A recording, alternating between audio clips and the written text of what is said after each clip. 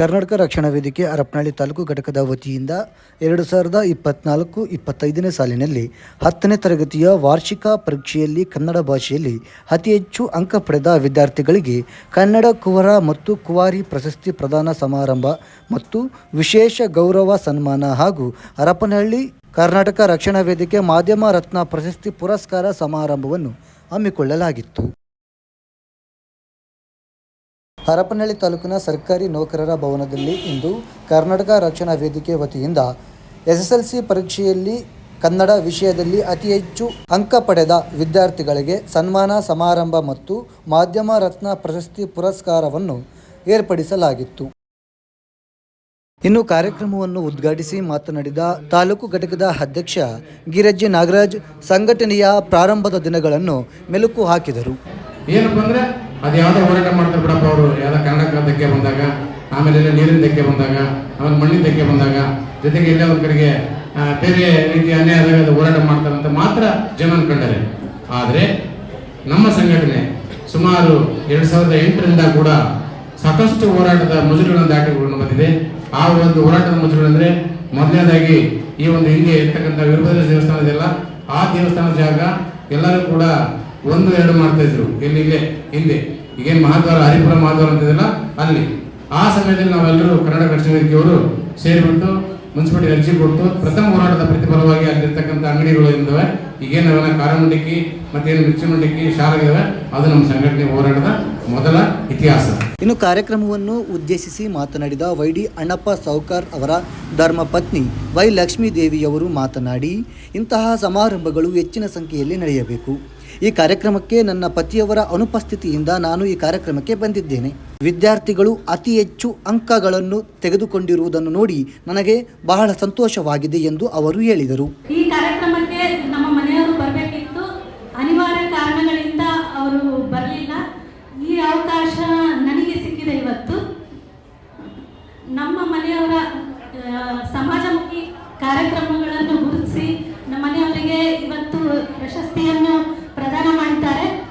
ಅವರಿಗೂ ಕೂಡ ಕರ್ನಾಟಕ ರಕ್ಷಣಾ ವೇದಿಕೆಯವರಿಗೆ ನನ್ನ ಹೃತ್ಪೂರ್ವಕವಾದ ಧನ್ಯವಾದಗಳನ್ನು ಕರ್ನಾಟಕ ರಕ್ಷಣಾ ವೇದಿಕೆ ವಿಜಯನಗರ ಜಿಲ್ಲಾಧ್ಯಕ್ಷ ತಾರಿಹಳ್ಳಿ ಹನುಮಂತಪ್ಪ ಮಾತನಾಡಿ, ನಮ್ಮ ಸಂಘಟನೆಯಿಂದ ವಿದ್ಯಾರ್ಥಿಗಳು ಮುಂದೆ ತಮ್ಮ ಭವಿಷ್ಯವನ್ನು ಉಜ್ವಲವಾಗಿಸಿಕೊಳ್ಳುವುದಕ್ಕೆ ಇಂತಹ ಕಾರ್ಯಕ್ರಮಗಳನ್ನು ಮಾಡುತ್ತಾ ಬಂದಿದೆ. ಮುಂದೆ ಸಾಧನೆ ಮಾಡಿದ ವಿದ್ಯಾರ್ಥಿಗಳನ್ನು ನೋಡಿ ನಾನು ಇದೇ ರೀತಿ ಅಂಕ ಪಡೆದು ಪ್ರಶಸ್ತಿಗಳನ್ನು ಪಡೆಯಬೇಕು ಎನ್ನುವ ಛಲ ನೀಡುವುದೇ ನಮ್ಮ ಸಂಘಟನೆಯ ಮೂಲ ಉದ್ದೇಶವಾಗಿದೆ ಎಂದು ಅವರು ಹೇಳಿದರು. ಇವತ್ತು ನಮ್ಮ ಹರಪನಹಳ್ಳಿ ಅಧ್ಯಕ್ಷರಾದಂಥ ನಾಗರಾಜ್ ಅವರು ಕುಮಾರಿ ಸಂಜನಾಬಾಯಿ ಅವರಿಗೆ ಈ ಒಂದು ವೇದಿಕೆಯಲ್ಲಿ ಸನ್ಮಾನ ಮಾಡ್ತಿರೋದು ನನಗೆ ಬಹಳ ಸಂತೋಷ ವಿಷಯ. ಈಗಾಗಲೇ ಸುಮಾರು ಗಣ್ಯ ವ್ಯಕ್ತಿಗಳು, ಶಾಸಕರು ಸಂಜನಾ ಅವ್ರ ಮನೆಗೆ ಹೋಗಿ ಸನ್ಮಾನ ಮಾಡಿದ್ದು ಎಲ್ಲ ಪತ್ರಿಕೆಗಳಲ್ಲಿ ನೋಡಿದ್ವಿ.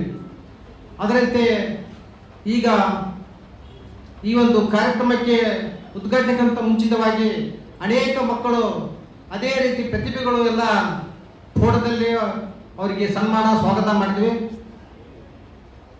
ಈ ಒಂದು ಗುರಿ ನಮ್ಮ ಹರಪನಹಳ್ಳಿಯೊಂದಲ್ಲ, ಅಖಂಡ ಬಳ್ಳಾರಿ, ವಿಜಯನಗರ ಮತ್ತು ಬಳ್ಳಾರಿ ಜಿಲ್ಲೆಗಳಲ್ಲಿ ಇಂಥ ಪ್ರತಿಭೆಗಳನ್ನು ಹೆಚ್ಚೆಚ್ಚಾಗಿ ಪಡಬೇಕು.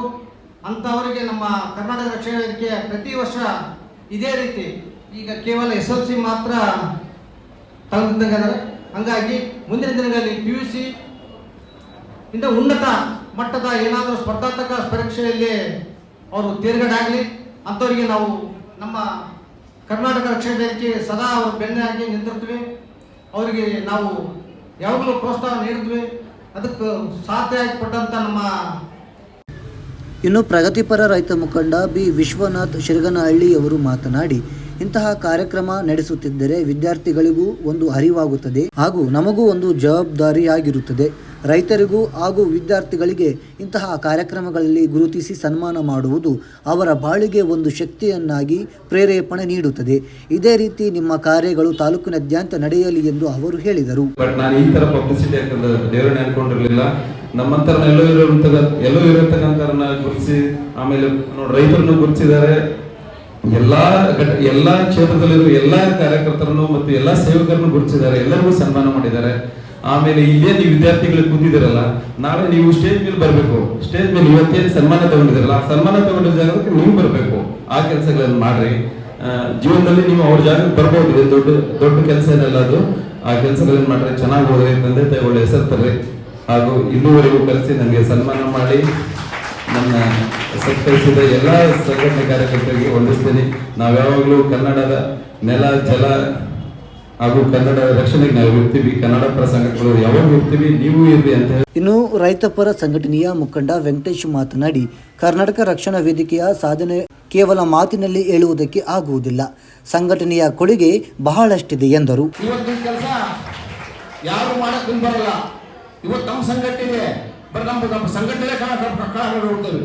ಆದ್ರೆ ಇವತ್ತು ರಕ್ಷಣಾ ವೇದಿಕೆ ಸಂಘಟನೆಗಳು ಇದರಲ್ಲ, ರಾಜ್ಯ ಮಟ್ಟದಲ್ಲಿ ದೊಡ್ಡ ಹೆಸರಿರ್ತಕ್ಕಂಥ ಕನ್ನಡಪರ ಸಂಘಟನೆ. ಇವತ್ತು ಆ ಸಂಘಟನೆಗೆ ನಾವೆಲ್ಲರೂ ಸೇರಿ ಸ್ವಾಗತ ಕೊಡೋಣ. ಮತ್ತೆ ಮುಂದಿನಗಳಲ್ಲಿ ವಿದ್ಯಾರ್ಥಿಗಳು ಹೆಚ್ಚಿನ ಅಂಕ ಪಡೆದು ಮತ್ತೆ ಇಲ್ಲಿ ಬರ್ಬೇಕಂತ ನಾನು ಇಷ್ಟಪಡೋ ಸ್ನೇಹಿತರೆ.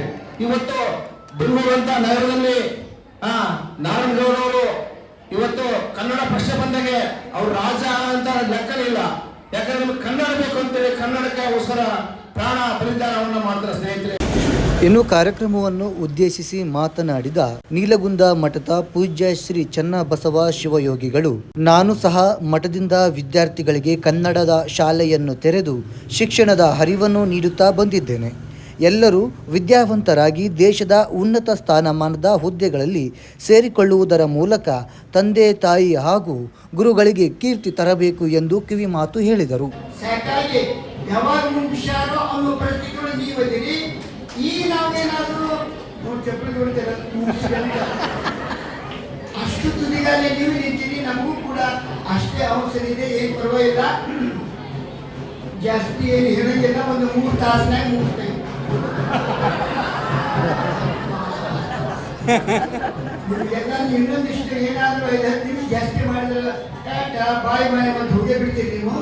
ಅದೆಲ್ಲ ನಮಗೂ ಗೊತ್ತಿದೆ. ಯಾಕಂತಂದ್ರೆ ಈ ನಮ್ಮ ಜೀವನದೊಳಗೆ ಸಾಕಷ್ಟು ವೇದಿಕೆಗಳನ್ನ ಹಂಚ್ಕೊಂಡಿದ್ದೇವೆ. ಹೇಗೆ ನಾವು ಜನರನ್ನ ಸಂವಹನಗೊಳಿಸ್ಬೇಕಂದ್ರೆ, ಶಾಲೆ ಒಳಗೆ ಮೇಷ್ಟ್ರ ಮೇಷ್ಟ್ರು ನಮ್ಮ ಕಾಲೇಜ್ ಲೆಕ್ಚರ್ ಹೋದಾರ, ಅವರೆಲ್ಲ ಏನ್ ಮಾಡ್ತಾರ, ಫಸ್ಟ್ ಹೋದ ತಕ್ಷಣ ಪಾಠ ಶುರು ಮಾಡಿದ್ರ ಮಕ್ಕಳು ಎಂದು ಕೇಳುವುದಿಲ್ಲ. ಮತ್ತೆ ಏನ್ ಮಾಡ್ಬೇಕಂತಂದ್ರೆ, ಕಬ್ಬಣವನ್ನ ಕಾಶಿ ಬಡಿದ್ರೆ ಮಾತ್ರ ಹಿಗ್ಗುತ್ತೆ.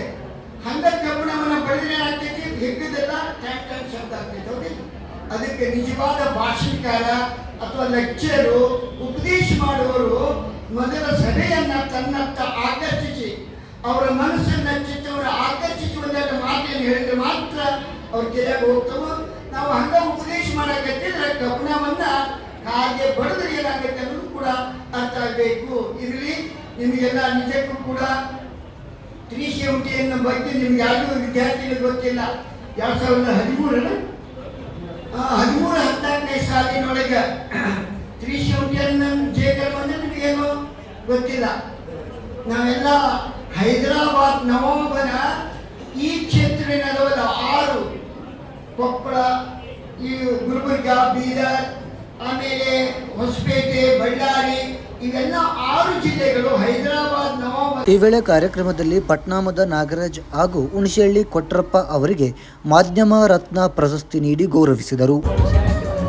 ತಹಶೀಲ್ದಾರ್ ಬಿ.ಡಿ. ಗಿರೀಶ್ ಅವರ ಇಲಾಖೆ ಪರವಾಗಿ ಅವರ ಸಿಬ್ಬಂದಿ ಅಮರೇಶ್ ಅವರು ಈ ಪ್ರಶಸ್ತಿಯನ್ನು ಸ್ವೀಕರಿಸಬೇಕು.